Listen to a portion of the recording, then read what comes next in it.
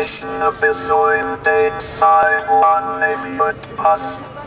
La production et la diffusion des contenus en ligne.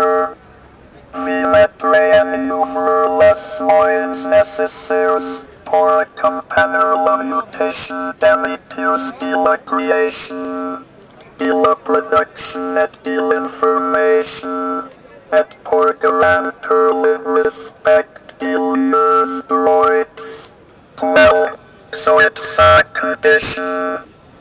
Années à peine d'engagement passionné au service d'une mission d'État, on nous annonce que c'est terminé, que la culture multimédia et l'éducation à l'image ne sont plus une priorité du ministère de la Culture.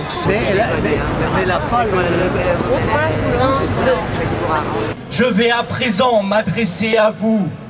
Autour de vous, tout d'abord, vous ressentirez une impression de silence autour de vous. Cette impression de silence, vous la ressentirez au fur et à mesure que vous m'écouterez. Vous m'écouterez et au fur et à mesure, vous ressentirez cette impression de silence autour de vous. Ça va dire que ça commence. Comment nous organiser, comment élaborer et diffuser une parole commune. Je vais maintenant passer la parole au secrétaire général de l'UFISC, Philippe Berthelot. Merci d'être venus très nombreux à cet appel qui est devenu pluriel, dans la mesure où en très peu de jours, beaucoup de monde, beaucoup de réseaux se sont mobilisés et au même moment, d'autres, 500 en PACA, 700 en Bretagne, sont rassemblés de la même façon auprès des préfectures. Donc je pense qu'on peut tous se féliciter et je vous remercie tous d'être là aussi nombreux. Alors je ne vais pas vous faire. Ouais, on peut peut-être se chauffer un peu. Allez! Voilà. Eh bien si on est là, c'est qu'on ne peut pas faire autrement. Parce qu'on avait autre chose à faire, si ce n'est à foutre, que de venir ici, manifester et se mobiliser comme on le fait. L'UFISC, c'est quoi?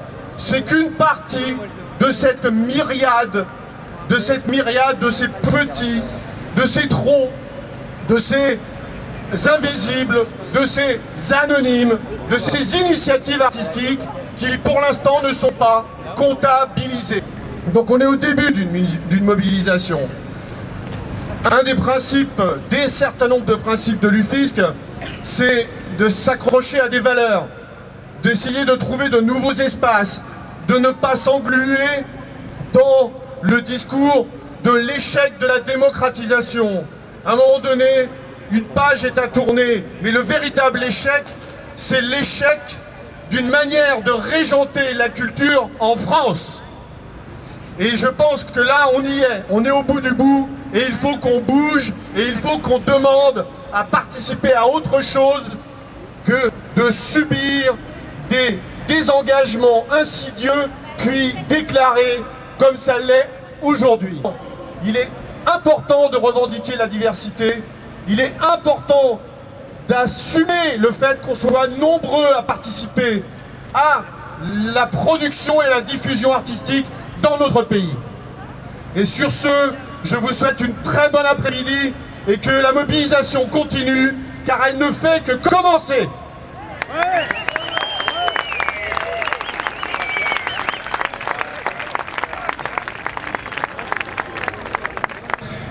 Écoutez, en région PACA, je vais vous donner un chiffre assez énorme tout de même.